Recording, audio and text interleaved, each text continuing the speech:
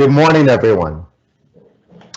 Welcome to our virtual breakfast with the tax team.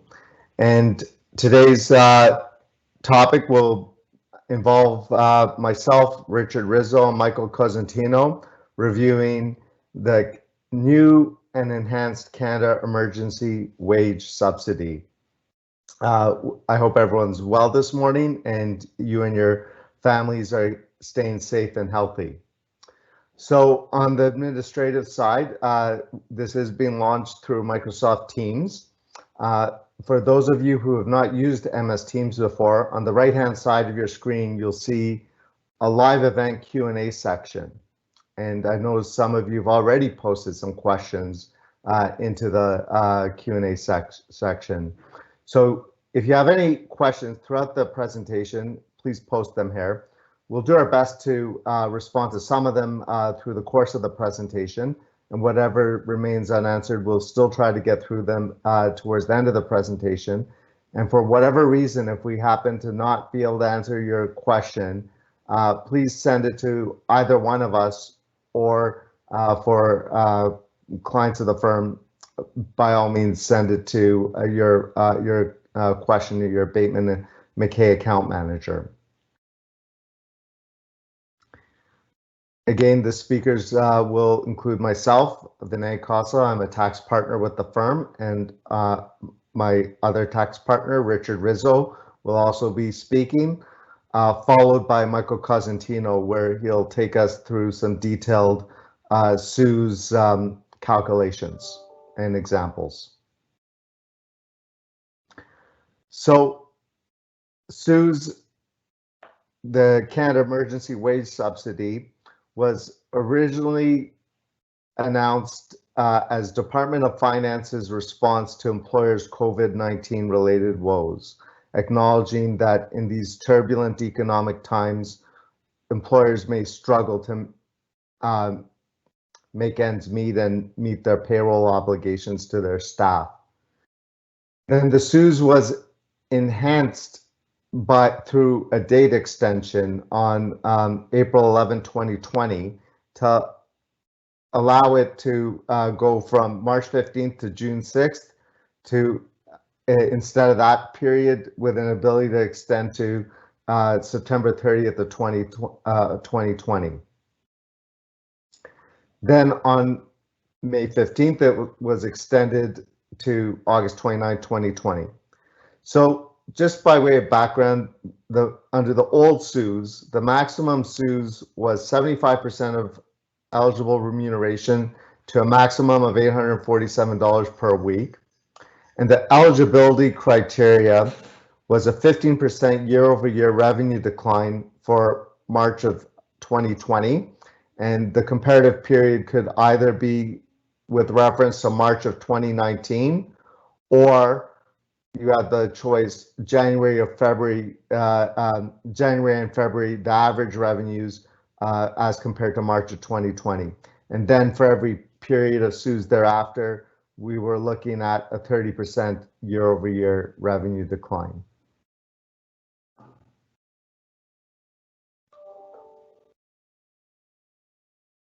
So recently, CEWS, what I refer to as CEWS 2.0 was released, and that included significant changes to the original CEWS program, starting with an updated period whereby the subsidy was extended to December of 2020. However, legislatively, we only have the details provided for the period starting from July 5th to the period ending November 21st.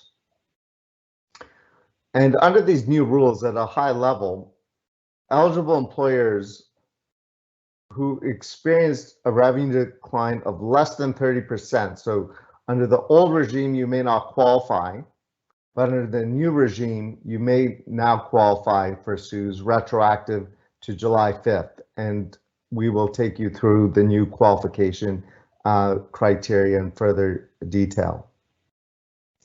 So now the financial supports provided by the new CEWS is subject to a base subsidy, and that's applied on a sliding scale depending on the extent your business has suffered a revenue decline. Over and above this base subsidy, a top-up subsidy is being introduced for employers who experienced a 3-month average revenue decline of more than 50%. So the intention there is to really try to help those who've suffered more than others. Eligible employers are now eligible for the highest possible subsidy amount per employee of $960 per week. And that's calculated on maximum remuneration per employee of $1,129 per week.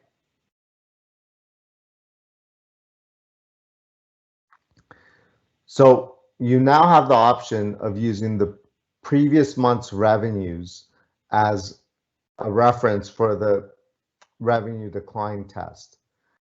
And what I mean by that is the previous month of the comparative year in question. So if you're looking at July of 2020, you now can look at June of 19 as reference to compare to July of 2020 to determine your eligibility criteria.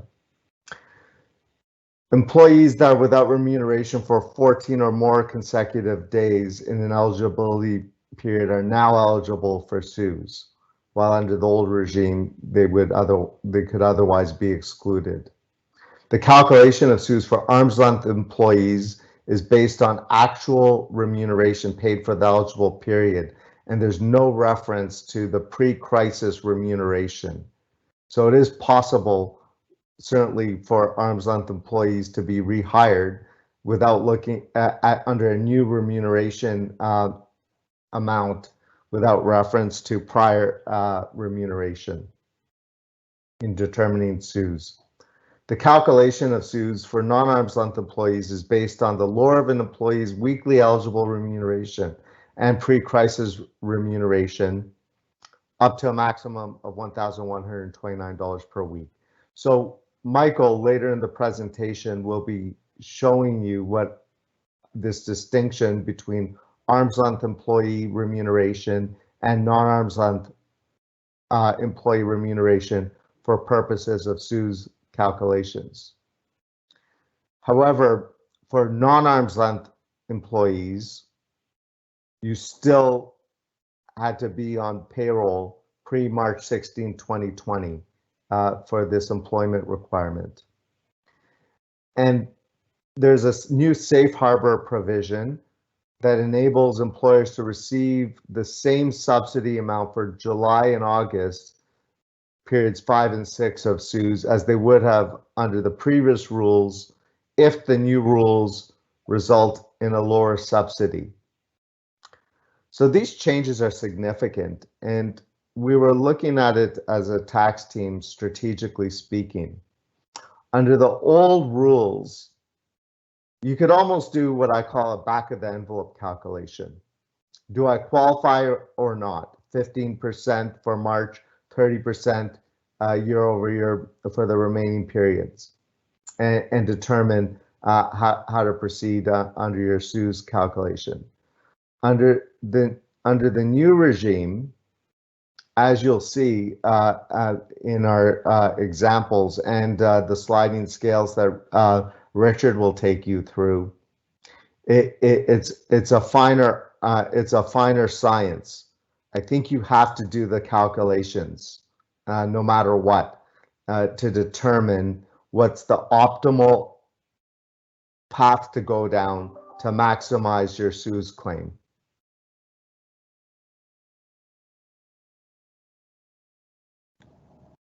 Next slide, please. With that, I'll let Richard take you through the program periods and the sliding scales of the new CEWS regime. Thank you, Vinay, and good morning, everybody. So yeah, the next few slides will just go through, the program periods and a couple of schedules that kind of lay out the the periods and how you calculate your revenue tests, and also the top-up subsidy. And then, as Vinay mentioned, Michael will go through some detailed examples to put these into practice, and so that you can see them working. So looking at the program periods again, so like Vinay mentioned, they've extended the subsidy all the way to December 19th. So again, July 5th to August 1st. So that's coming up in a couple of days. And then August 2nd to August 29th. So again, for period 5 and period 6, based on the safe harbor provisions, you can choose to see whether it's more beneficial to apply for CEWS under the old system or whether under the new system. For periods 7, 8, 9, and 10, definitely it's under the the new CEWS. Period 7, again, August 30th to September 26th, September 27th to October 24th, October 25th, November 21. It's up to that period that we have the details for the legislation. The last period, November 22nd to December 19th, at this point, we don't have all the details yet. So looking at this sliding scale, so looking at this chart, so as Vinay mentioned earlier, under the old program, you needed a 30% decline in revenues. Under the new rules, essentially, you do not need that 30% decline. You could qualify for CEWS even if you have less than that.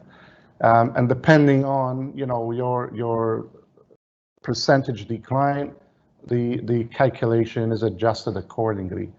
So this schedule, if you look at the first column, we have the revenue reduction percentage.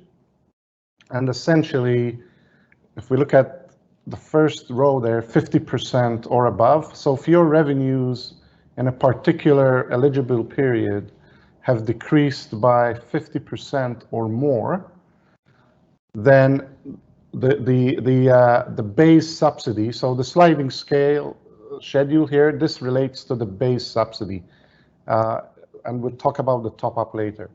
So the base subsidy, if you're 50% or more in revenue reduction, then you would get 60% in period 5, 60% of the eligible remuneration, versus under the old rules, it was 75%. So again, so the maximum under the basic subsidy, the maximum an individual can achieve is $677, which is 60% of $1,129 per week, versus $847 that it was under the old rules. However, again, people that are eligible for the top-up can actually get up to $960, which equals to 85% of the eligible remuneration. But we'll get to that later. So again, just looking at the sliding scale, so 50% or above reduction in revenues. Period 5 and 6, you get 60% of the eligible remuneration. And then from period 7, 8, and 9, it starts to reduce 50%, 40%, and 20%. If your revenue declines for those specific periods were essentially less than 50%, so you had a less than 50% decline, then the formula is different, and the formula essentially is going to be 1.2 times the revenue decline percentage. So, for example, if you had a 48% decline, in revenues, then for period 5, you will have a 57% CEWS, eligible remuneration subsidy. So same applies for period 6, and then period 7, 8, and 9. Again, you can start to see that decline. It's 1%, 1% in period 7, 0.8% of the revenue decline in period 8, and 0.4%, so 0.4 times the revenue decline percentage for period 9. So again, and then on the last line, we kind of laid out what the maximum weekly subsidy per employee would be. Again, this is the basic subsidy. So again, you could see the scale down going from $677 period 5 and 6, reducing all the way down to $226 per employee in period 9. Yeah, okay. So this slide looks at how do we calculate the revenue decline for purposes of the sliding scale subsidy. So if we look at period 5, so just to recap again, under the old rules, we would look at the revenue reduction based on either year to year. So if we're looking at period 5, for example, we would look at our July 2020 revenues against July 2019 revenues, or we would look at July 2020 against the average revenues of January and February 2020. And depending on which methodology, again, you had chosen for prior periods, you had to maintain that consistency throughout the CEWS, month by month. So what they've added to this, essentially, it's pretty much the same, except that what they've introduced now is you can look at. So if you're looking at period 5, you could either look at July 2020 versus July 2019, or you can look at the previous month. So you could look at June 2020 revenues versus June 2019 revenues. And similarly, on the what we call the alternative approach, you can look at the average of. Sorry, you could either look at June 2020 or July 2020 against the average of January and February 2020. And it's really, so you got to calculate the math to see which is the beneficial one. So essentially the one, when you compare the two, July versus June, you basically can take the greater of, so the greater revenue reduction, which will give you a higher subsidy. So they've given that alternative, if you like, per period to look at month by month compared to the previous month and determine, how you can maximize that subsidy by looking at the different, essentially which month comparison provides the larger reduction in revenues to get a larger subsidy. So again, just looking at the chart here. So period 5, you can look at either July or June. Period 6, it's August or July. Period 7 would be September or August. Period 8, October, September, and period 9, November or October. So what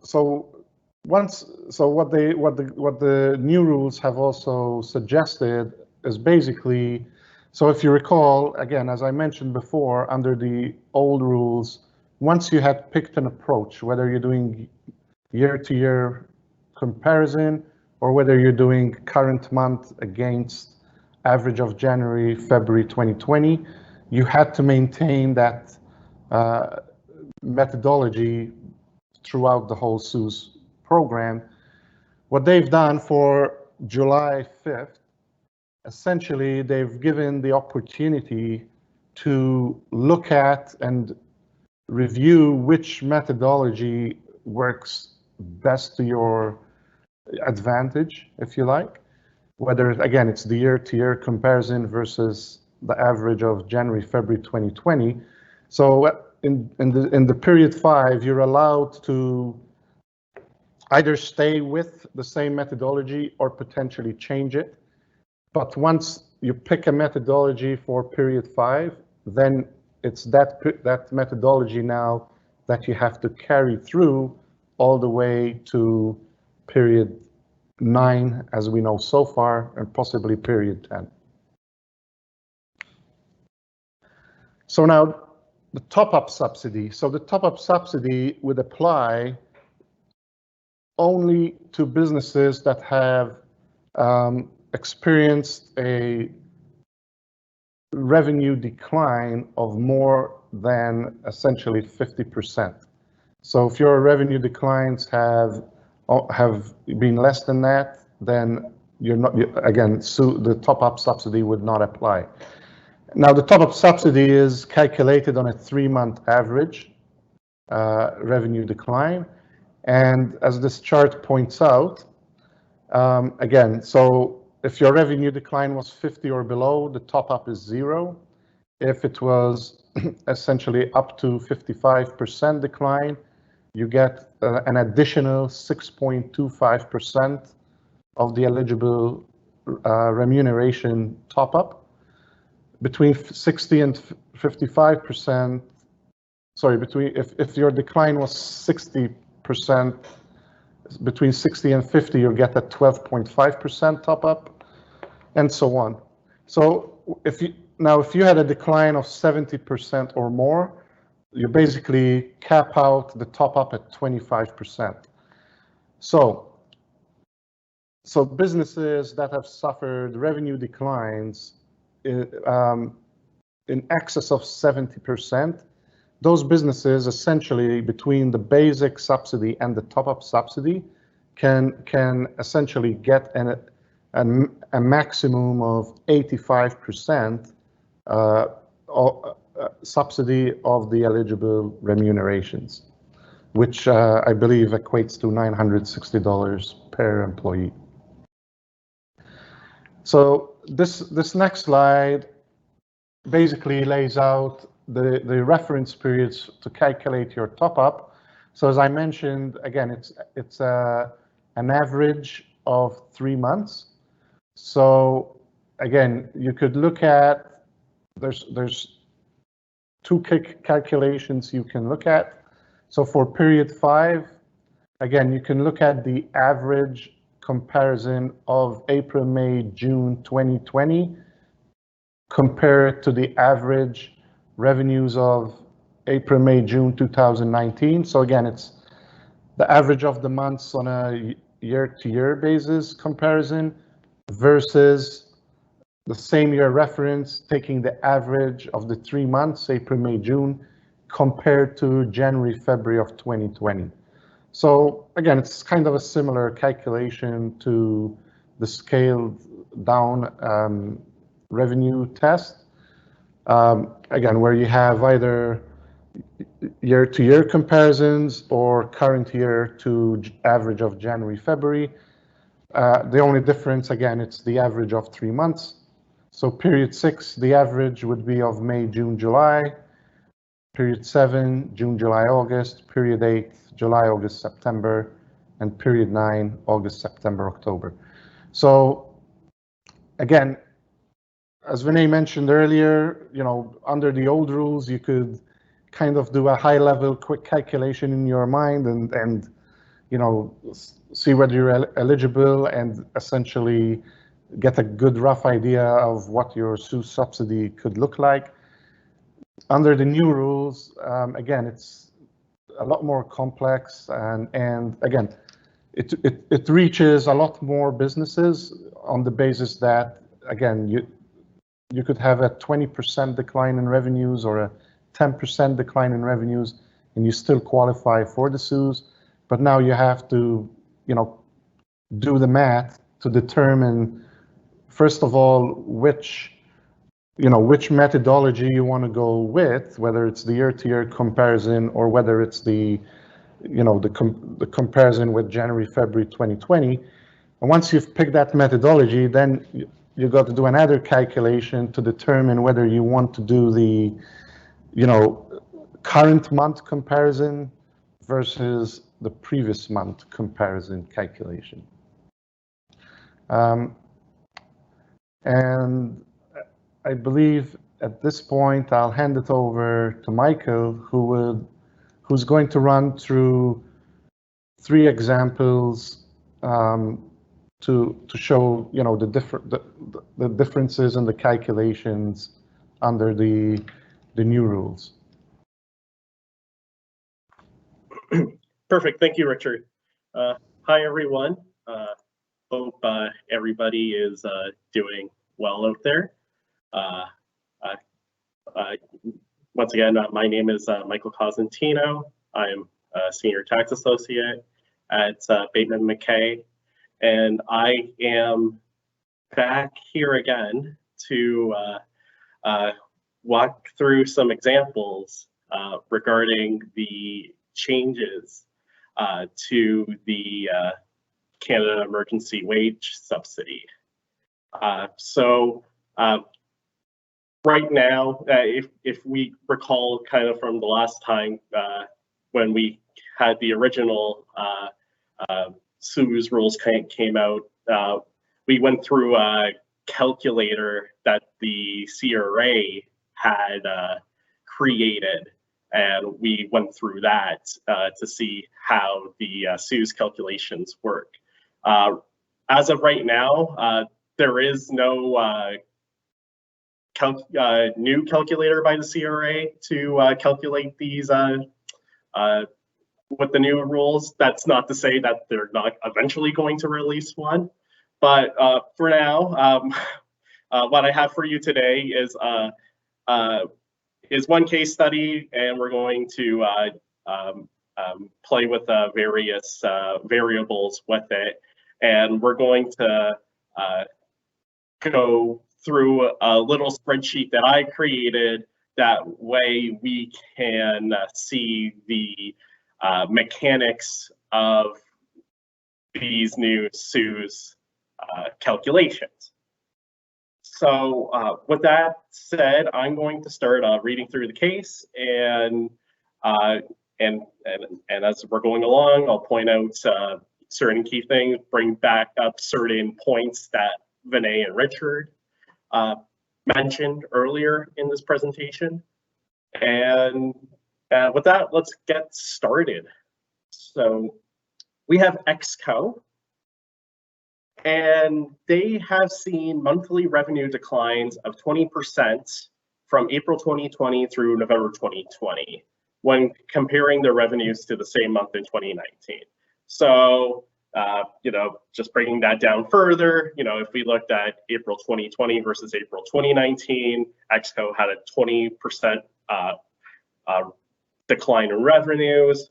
May 2020 versus May 2019, also a 20% decline in revenues, so on and so forth. So the pretty consistent decline in revenues here. XCO has 2 employees that are both arm's length with XCO. We'll want to note that employee A has a salary of $1,200 per week, and then employee B has a salary of $1,000 per week. So our questions are going to be, so what is the maximum subsidy that XCO can claim for employee A and employee B for periods 5 through 9? So we're going to go through each of the periods that are upcoming and see how that math works there. And then we're going to use the same salary info for employee A and employee B, but we're going to change up the revenue reductions. So for question number 2, so instead of a 20% revenue decline versus the same month in 2019, we're going to see EXCO is going to have a revenue decline of 40%. And we're going to once again calculate what's our maximum subsidy that we can claim there. And then furthermore, we're going to then look at what if EXCO had monthly revenue declines of 65% from April 2020 through November 2020 when comparing revenues to the same month in 2019.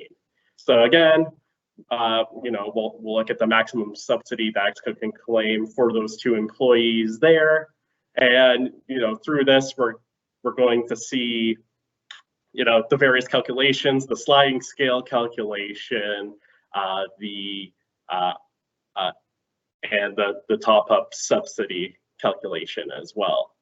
So I'll give everybody reminders of what the revenue reductions are as we are going along through the calculations. So I am just going to bring up my spreadsheet here. So okay, we're going to start with the first case. So EXCO has been seeing a revenue decline of 20% month to month when comparing to the previous, comparing to that month in 2019. So under the old CEWS rules that were in place for periods 1 through 4, EXCO would not be eligible for CEWS. EXCO would have been eligible for CEWS in period 1, because they had a revenue decline of at least 15% there. The subsequent periods then required a 30% decline in revenues minimum. So there were certain periods that EXCO was not eligible to claim CEWS for. But now, under the new CEWS rules, they can now claim a subsidy with only a 20% reduction in revenues throughout periods 5 through 9. So I broke this down into various steps in terms of how to calculate the subsidy. Our first step here is we want to determine the percentage of eligible remuneration that can be subsidized by the new CEWS program. And so that's going to be our revenue reduction, and then the relevant factor that was given by the CRA. So in terms of for the revenue reduction, as we mentioned, EXCO has had 20% reduction in revenues when comparing their month-to-month revenues versus the same month in 2019. And that's staying consistent throughout November 2020. So for all my periods, I'm going to have a 20% revenue reduction. Now the relevant factor, as I mentioned, this is given by the CRA. So for periods 5 and 6, so since my revenue reduction is less than 50%, I'm going to multiply my revenue reduction by 1.2 in period 5, 1.2 in period 6, 1.0 in period 7, 0.8 for period 8, and 0.4 for period 9. So then we get our base subsidy percentage, which is just a multiplication of these two amounts. And you can see here that, after period 6, that base subsidy percentage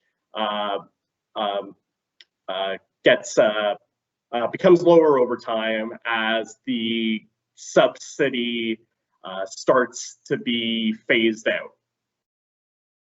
So now that we have our base subsidy percentage, we will calculate our base wage subsidy per employee. So we have the 4 periods again. For each, we have 2 employees, employee A and employee B. So a reminder that employee A made a salary of $1,200 weekly, where employee B made a salary of $1,000 weekly. So I'm just going to input those numbers here. So, and those weekly salary amounts aren't going to change throughout the periods.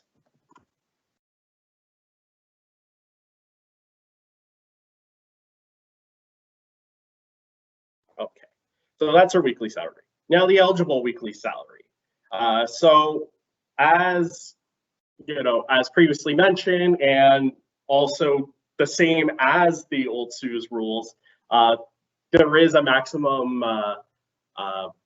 There is a maximum to the weekly salary that is eligible for the CEWS subsidy. So that amount is $1,129 per week. So in our case, so employee A makes more than that $1,129 per week. So their eligible weekly salary is going to be the maximum allowed by CEWS. And once again, there's no change in this number between the old CEWS rules and these new CEWS rules. Employee B, they're making less than the maximum. So we can just use their weekly salary as their eligible weekly salary. And once again, the salaries are not changing here throughout the subsequent periods. So we are just going to complete amounts here, 29,000.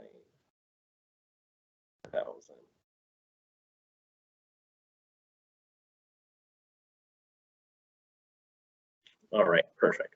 So I put in my eligible weekly salary, and then I'm multiplying that by 4 because there's 4 weeks in each claim period.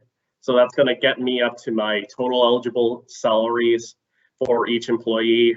Again, just taking my eligible weekly salary and multiplying that by 4. So again, these amounts are going to stay consistent throughout periods 5 through 9, since there's no changes in salary. And then what I'm going to do is take these amounts and multiply it with my base subsidy percentage from step 1. So for period 5, you see here that we're multiplying that by the 24% that I calculated up here. Same for period 6. Period 7, we have our percentage drops to 20%. and then period 8, 16%, and period 9, 8%. And then once again, it's just a multiplication of the eligible salary with my base subsidy percentage. So $4,516 multiplied by 24% then gives me $1,084 that I can claim for employee A in period 5. Once I have my totals per employee, I can see what my total base subsidy is for the 2 employees. So for period 5, my total base subsidy is just slightly over $2,000. Same for period number 6. Period 7, it now drops, my base subsidy now is just is about $1,700 due to that gradual phase out of CEWS. It drops again further in period 8 to just a little under $1,400. And then in period 9, we're seeing our base subsidy only be $681. So at this point, our calculation would be done. For this scenario, the EXCO in this scenario is not eligible for the top-up subsidy that Richard was previously explaining, because their 3-month average revenue decline is not 50% or greater. It's only 20%. And in terms of the safe harbor rules that that Vinay and Richard mentioned regarding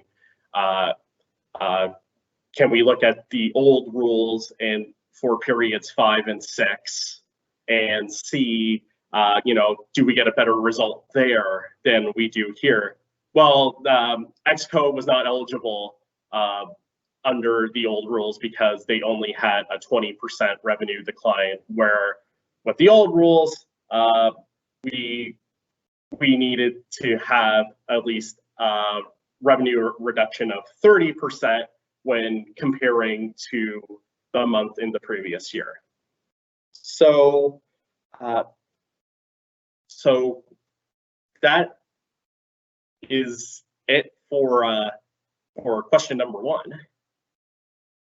And now for question number 2, as I mentioned, we're going to use the same salary info for employee A and employee B. Employee A is still going to make $1,200 a week.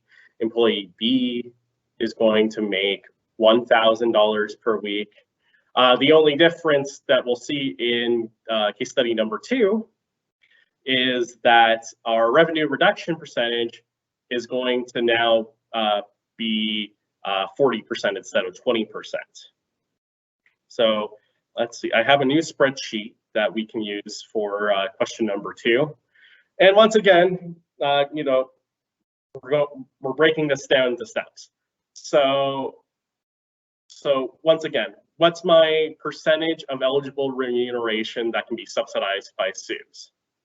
So my revenue reduction, so now we have a 40% revenue reduction. So I will input that there.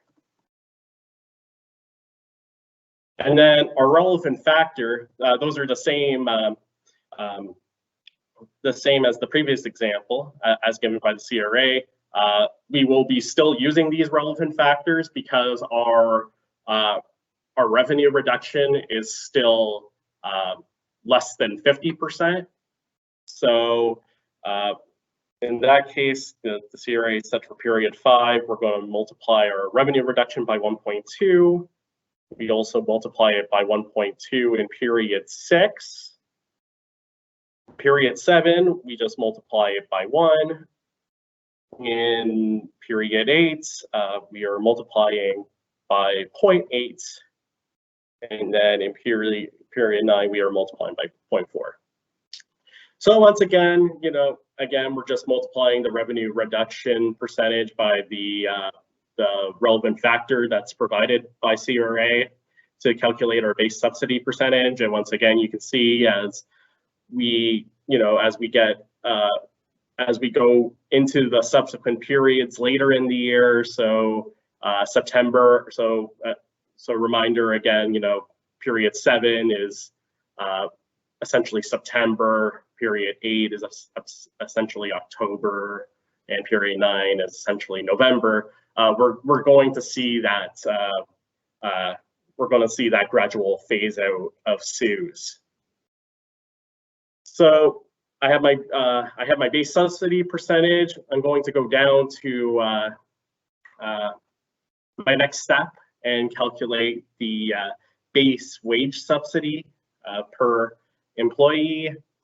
So once again, we're keeping the same salaries for employee A and employee B. So let me just add these in here quickly.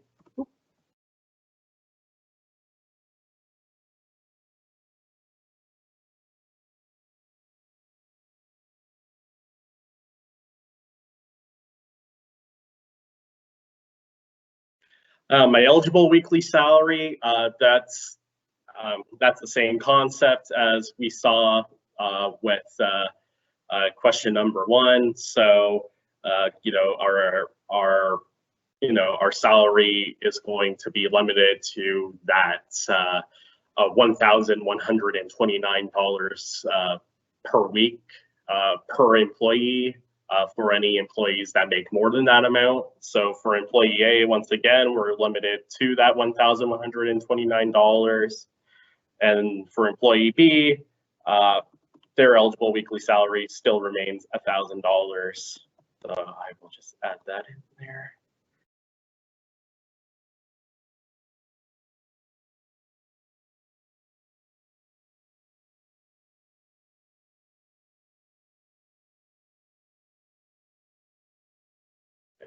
Once again, I'm then taking my eligible weekly salary and multiplying that by 4 because we have there are 4 weeks in each claim period. So once again, I got my total eligible salaries, which at this point there's no difference between what we have here versus question number 1. These amounts are still the same. Where we do change now is our base subsidy percentage is higher than question number 1 because we have the larger revenue reduction in this example.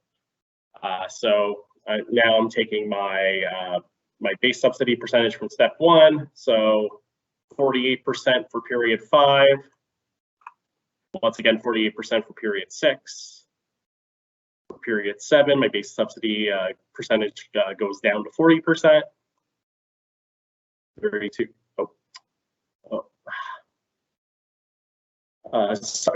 Sorry, everyone, just having a brief technical difficulty.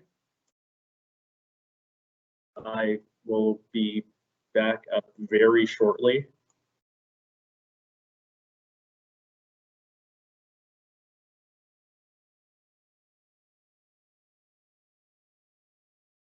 All right, I think I'm back. So, all right, my apologies for that, everyone. Okay, so I believe I was once again just explaining. So my base subsidy percentage was 40% for period 7, 32% for period 8, and then 16% for period 9. Again, and then we will just multiply that amount, the total eligible salary multiplied by our base subsidy percentage, and then we get our base subsidy per employee that's been calculated here, and then our total base subsidy, just adding these two amounts together. So now our base subsidy for period 5 is just a little over $4,000. Same for period number 6. It's approximately $3,400 for period 7, and period 8, it's about $2,700, and then period 9 and further goes down to about $1,300. Now, the one difference here between the previous example and this example is since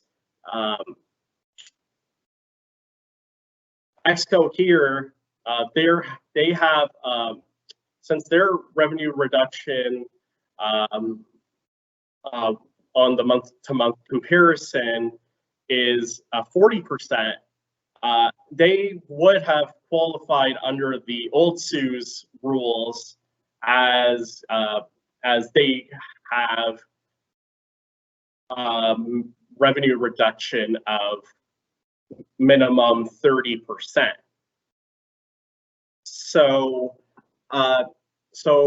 what this allows us for period 5 and 6, so what the government has said is, if you've already done your plan, you've already done your business planning for July and August, and you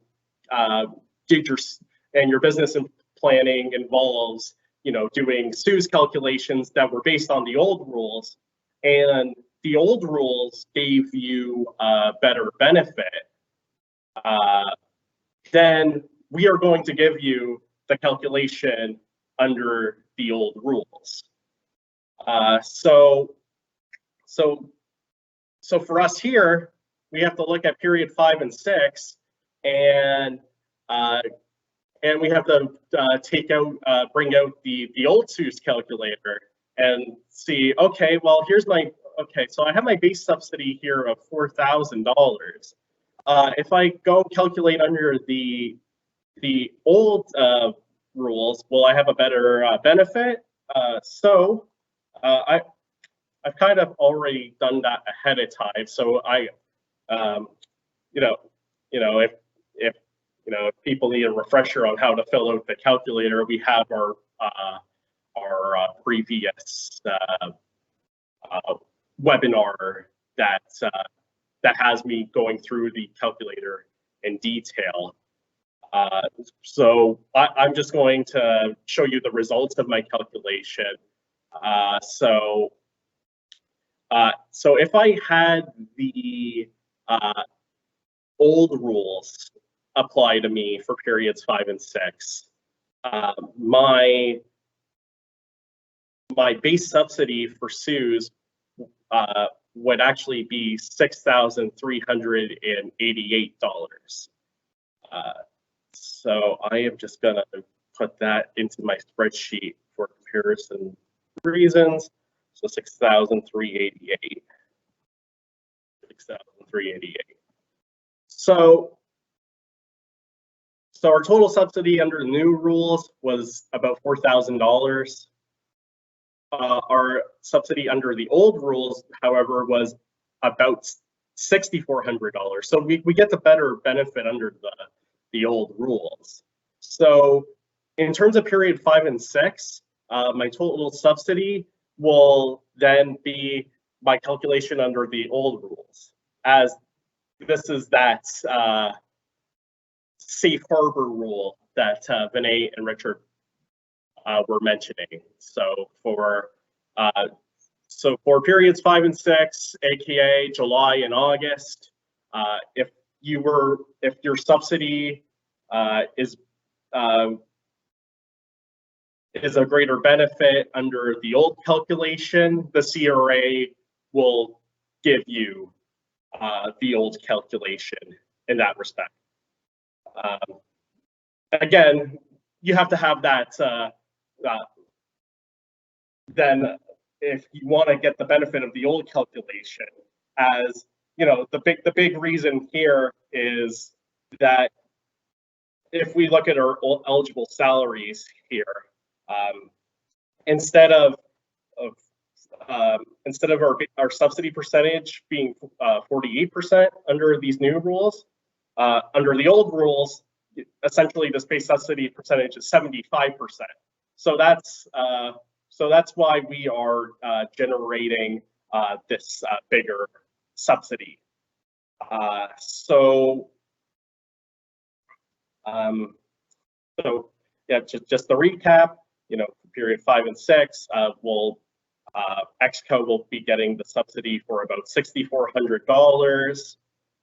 Period 7, there's no difference. Now we have to use the new CEWS rules for the subsidy, so that's going to remain at $3,400. Period 8 will still remain at $2,700, and period 9 will remain at $1,300, or about $1,400. So that is scenario number 2. And now we are going to go into the final scenario. So once again, we are going to use the same salary data for employee A and B. So employee A is still going to be making $1,200 per week. Employee B is still making $1,000 per week. Our difference now is that our EXCO has been seeing revenue reductions of 65% when they're doing their month to month comparison. So this in this upcoming example, we're going to see kind of what happens with with these harder hit companies. We're going to not only are we going to have, a higher base CEWS subsidy, but now we're going to be eligible for this new CEWS top-up, and we'll be going through those calculations. So start with a fresh spreadsheet for question number 3. And we're going to be starting with the same spot. What's our eligible remuneration percentage? So our revenue reduction, once again, is 65% consistently through all the periods. For relevant factor,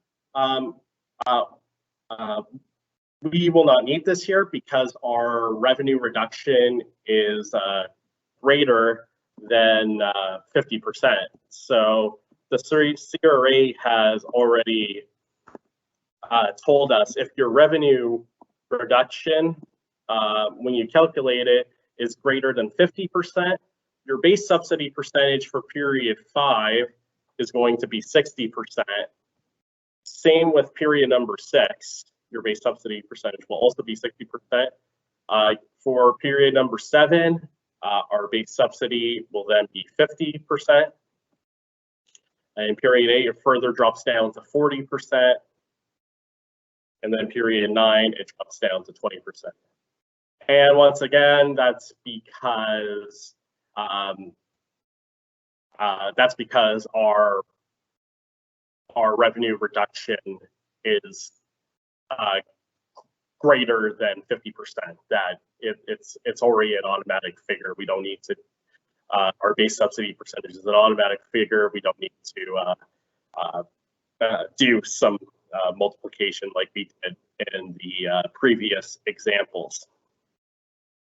Steps number 2 is the same as the previous examples. We're going to calculate our base subsidy per employee. So once again, employee A is making $1,200 weekly, and employee B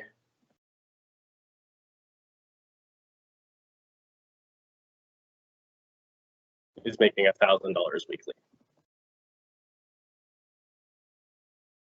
Our eligible weekly salary, once again, this has not changed from the previous 2 examples.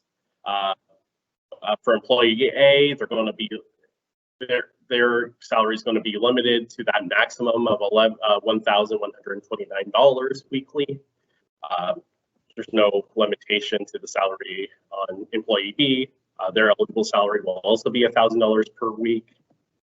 So let's enter that in here.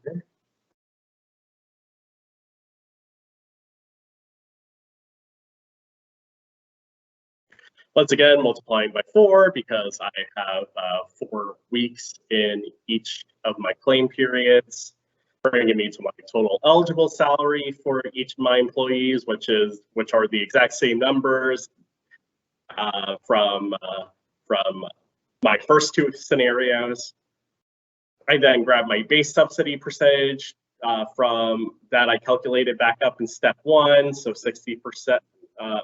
Or in this case, the percentage that the CRA gave me, because I have a revenue reduction greater than 50%. So 60% for period 5, 60% again for period 6, 50% for period 7, 40% for period 8, and 20% for period 9.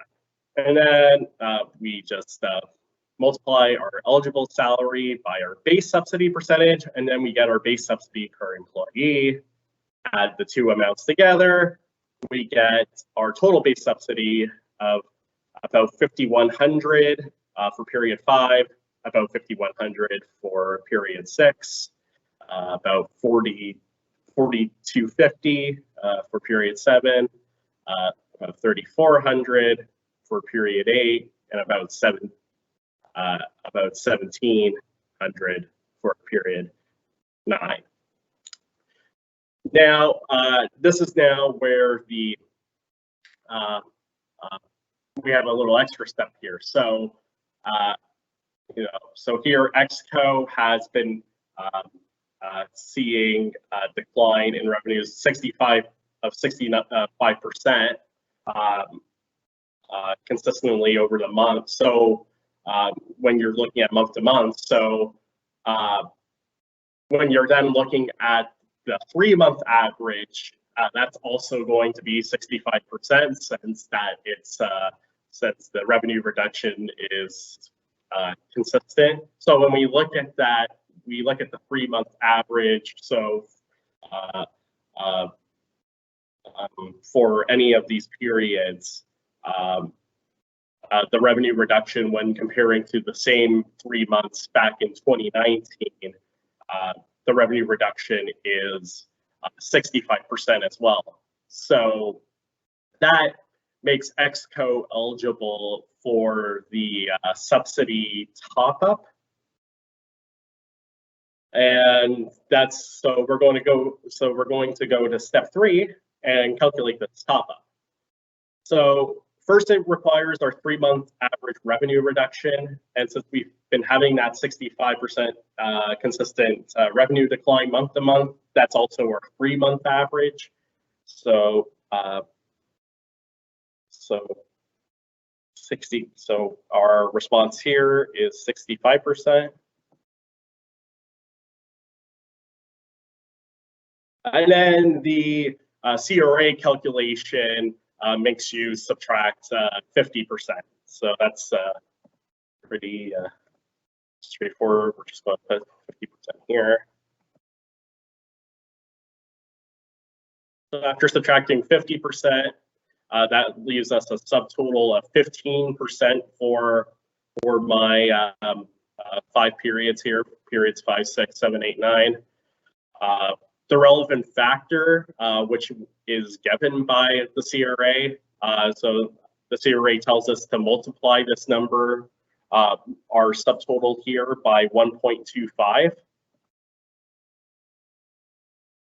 So that's this relevant factor does not change for periods 5 to 9, unlike the relevant factor for the sliding scale.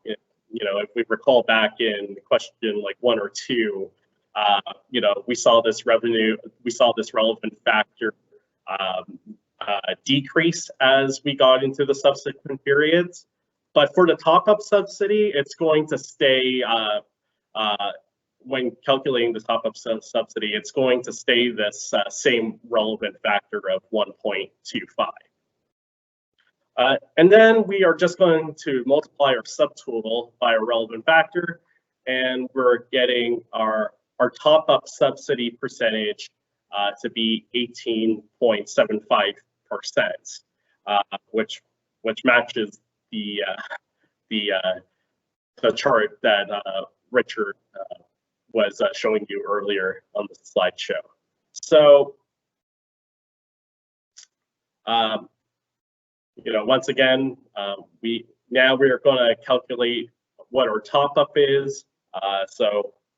Once again, we're going to put in our weekly salaries for the employee.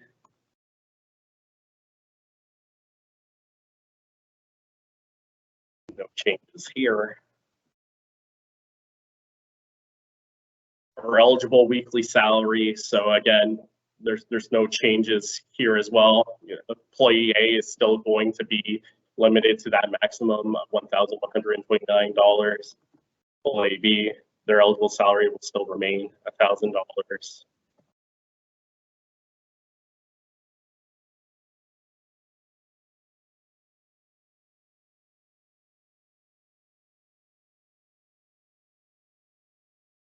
Again, multiplying my eligible weekly salary by 4 because I have 4 weeks in each claim period. My total eligible salary is then the multiplication of these two amounts. So same values that we have up when we calculated total eligible salary for the base subsidy. It's the same amount for the top-up subsidy. The only difference here is now I'm just going to use my top-up percentage. So that's right here. So that's consistently 18.75% throughout for periods 5, 6, 7, 8, and 9. So I'm multiplying my eligible salary by that amount, and that's the result of the multiplication. We add the two amounts together for employee A and B. Our total top-up subsidy is about $1,600 for all 5 periods that I'm calculating here. And then, our final step to calculate our total wage subsidy is to take our base subsidy that we calculated up in step 2 and add it to our top-up subsidy that we calculated in step 3. So we take our 5,100 and add about 1,600, and then our total wage subsidy is about 6,700 for period 5, also 6,700 for period 6. For period 7, the subsidy goes down to about $5,800. Again, because we have the back up here with the base subsidy, we have that sliding scale with the gradual phase out. Period 8, our subsidy is going to be about $5,000, and then period 9 is about $3,300. The final thing we want to do before we say we're done with this question is do what we did with scenario number 2. So since Exco has had revenue declines of at least 30% when doing their prior month comparison, they would be eligible for CEWS under the old rules. So once again, we have to do go through the old CEWS calculator and compare, am I getting a better benefit for periods 5 and 6 or for July and August under the new rules or the old rules? So that old CEWS calculation is the same here as it was for scenario number 2. So my subsidy under the old CEWS calculations was $6,388 or $6,388. So here we see in this case our subsidy under this new rule with the base subsidy plus the top up. That gives us the better benefit than if we were to calculate our subsidy under the old CEWS rules. So you know, we have we're getting about 6,700 under the new rules, where we would have got, you know, just a little under 6,400 under the old rules. So you know, and then in conclusion, you know, EXCO is better off using these new CEWS rules to calculate their wage subsidy for period number 5 and period number 6. So I'm just going to type that in there, and then that is it for question number 3. Once again, I just want to point out that you know, as of right now, there's no the CRA hasn't issued a new calculator yet that encompasses these new rules. If you try to download the calculator right now, you're just going to get the same spreadsheets that you have been using for the past few months. It's unknown if and when the CRA will update these calculations, update this calculator. But you know, I hope that, you know, these examples here, you know, provided, you know, helped you become more understanding and a little bit more comfortable with kind of some of the mathematical mechanics behind the new CEWS calculations. And overall, it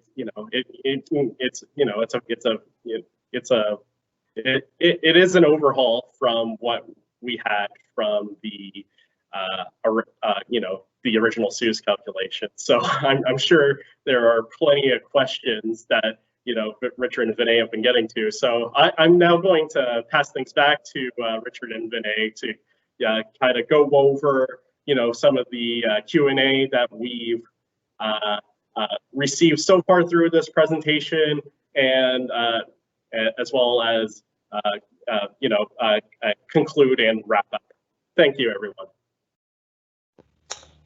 Thank you very much, Michael, and thank you everyone for your time and attention this morning on this important topic that many of your businesses are facing. So there's numerous questions, many of which we published, a few recent ones we haven't been able to quite get to. Now, I guess many of the questions were answered, we answered and published those questions too, and many were answered probably just by watching Michael's detailed CEWS calculations. And most of the questions stemmed into about having to recalculate CEWS every period, because under the old, and what your options were between period, the safe harbor rules. I see a number of questions in that respect. Another question on the online calculator, and it's, as Michael pointed out, it's not yet available.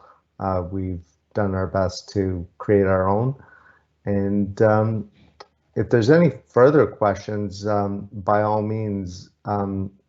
Another question related to if you use the old rule for period 5, can you use the new CEWS rule for period 6? The answer to that should be affirmative, because for those particular periods, you've got the option of falling back into the safe harbor rules on a period by period basis.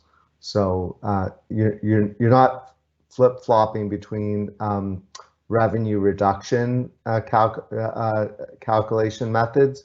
You're just falling in and out of the safe harbor clauses. So there's a bit of a distinction there. I have nothing further to add. And Richard, do you have any further comments? No, not at this point.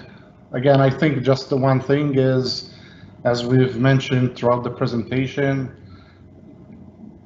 the pen has to be put to the paper to calculate, do your calculations just to determine, again, as Michael showed in the example 2 and 3, different scenarios for period 5 and 6, you may be better off under the old rules. Under a different scenario, you may be better off under the new rules. So again, it's important. I think these new rules involve just more calculations that have to be done before decisions are made. But other than that, I'm good. I think a final question that came up that I started to answer and I only answered half of it was with respect to the owner being added to payroll, but post March 15th of 2020. With respect to non-arm's length employees, they had to have been on payroll prior. So in the scenario where they're receiving dividends prior, there's a bit of a challenge there for them to qualify for CEWS. And any further questions? I'm not sure what this last question I received. It doesn't seem to be a complete question. Yep. So if any other questions come about, and we will be sending all registered attendees a copy of these presentation slides, in addition to the recorded recording of this presentation. So if you're registered, you have something to refer back to. And if you have any questions, do not hesitate to reach out to Richard, myself, or Michael, or your Bateman McKay account manager.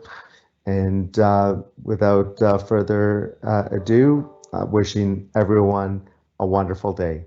Thank you.